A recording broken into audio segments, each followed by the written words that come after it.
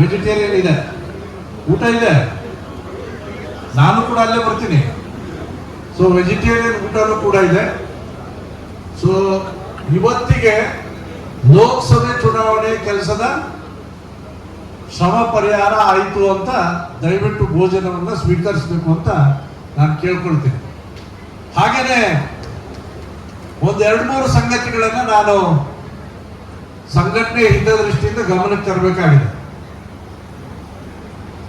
ಇನ್ನೊಂದು ಇವತ್ತು 3ನೇ ತಾರೀಕು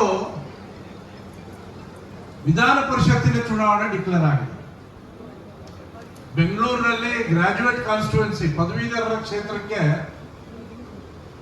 ಚುನಾವಣೆ ಡಿಕ್ಲೇರ್ ಆಗಿದೆ ಮತ್ತು ಕ್ಷೇತ್ರ ನಮ್ಮ ಅಭ್ಯರ್ಥಿ ಕೂಡ ಕೇಂದ್ರ ಚುನಾವಣಾ ಸಮಿತಿ ಘೋಷಣೆ ಮಾಡಿ ನಮ್ಗೆ ನಿನ್ನೆ ಹಿಂದೆ MLC ಆದಂತ ದೇವೇಗೌಡ ಅವರೇನೆ ಈ ಸಾರಿನೂ ಅಭ್ಯರ್ಥಿ ಆಗಿರ್ತಾರೆ. ಮಹದೇವಪುರ ಕ್ಷೇತ್ರದಲ್ಲಿ 5,000 ಮತಗಳಿದೆ, ಪದವೀಧರರ ಎನ್ರೋಲ್ ಮಾಡಿರ್ತಕ್ಕಂಥ ಮತಗಳು. ಅದಕ್ಕೆ ಮನೋಹರ್ ರೆಡ್ಡಿ ಅವರು, ನಟರಾಜ್ ಅವರು ಮತ್ತು ಯೋಗೇಶ್ ಆರಾತೆ ಇದ್ದಾರೆ. ಅವರು ನೇತೃತ್ವದಲ್ಲಿ 3 ಬೂತ್ಗಳಿದೆ. ನಟರಾಜ್ 3 ಬೂತ್, 3 ಬೂತ್ಗಳಲ್ಲಿ ಸಮಿತಿಗಳನ್ನು ಮಾಡ್ತಾರೆ. 3ನೇ ತಾರೀಕು ಅದಕ್ಕೆ ಮತದಾನ ಇದೆ. ಅದೊಂದು ಸಣ್ಣ ಚುನಾವಣೆ. ಔಲಹಳ್ಳಿಯಲ್ಲಿ ಒಂದು ಬೂತ್ ಇದೆ, ಊಡಿಯಲ್ಲಿ ಒಂದು ಬೂತ್ ಇದೆ, ವರ್ತೂರಲ್ಲಿ ಒಂದು ಬೂತ್ ಇದೆ. ಪದವೀಧರರು ಎಲ್ಲೆಲ್ಲಿ ಇದ್ದಾರೆ, ಮತದಾರರ ಪಟ್ಟಿ ಬಂದಿದೆ, ಅವ್ರನ್ನೂ ಕೂಡ ಗುರುತು ಹಚ್ಚೋಣಂತೆ. ಎರಡನೇದು ರೈತ, 3ನೇದು ಯುವಕ, 4ನೇದು ಕಾರ್ಮಿಕ. ಈ 4 ಜಾತಿ, ಯಾರು ರೆಡ್ಡಿ ಇಲ್ಲ, ಲಿಂಗಾಯತ್ ಇಲ್ಲ, ಒಕ್ಕಲಿಗ ಇಲ್ಲ, ದಲಿತ ಇಲ್ಲ. ಇದು ನಮ್ಮ ವ್ಯವಸ್ಥೆಗೆ ನಾವು ಮಾಡ್ಕೊಂಡಿರೋದು.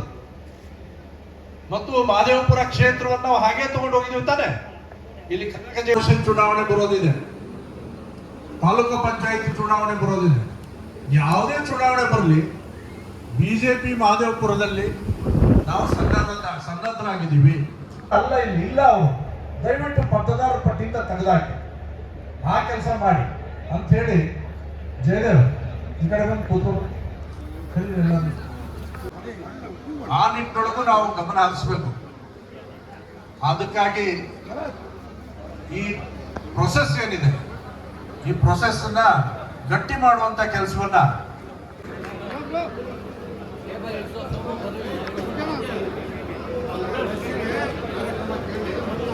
ದಯಮಾಡಿ ಎಲ್ಲರೂ ಇಲ್ಲಿ ಕೂತು ಕಾರ್ಯಕ್ರಮ ವಾಚ್ ಮಾಡಬೇಕು. ಇನ್ನೂ ಸಮಯ ಇದೆ.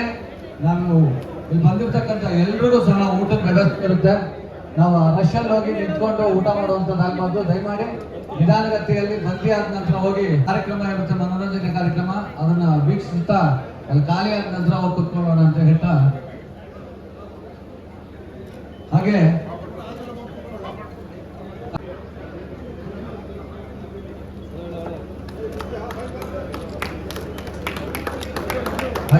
ನಮ್ಮ ಗ್ರಾಮಾಂತರ ಮಂಡಲದ ಅಧ್ಯಕ್ಷರಾದಂತಹ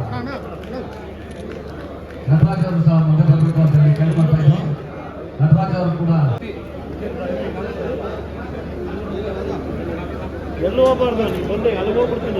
ಹಾಗೆ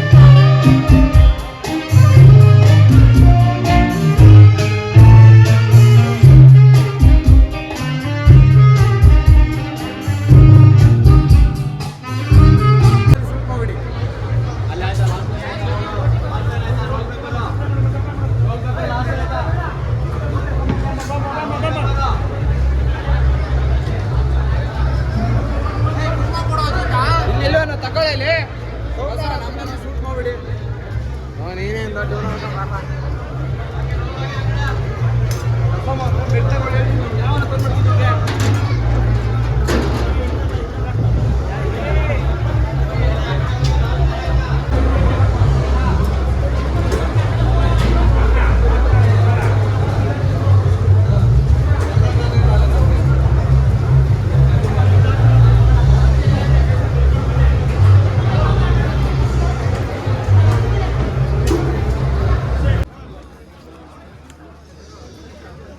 ಹಾಡು ಸ್ಟಾರ್ ರವಿಚಂದ್ರನ್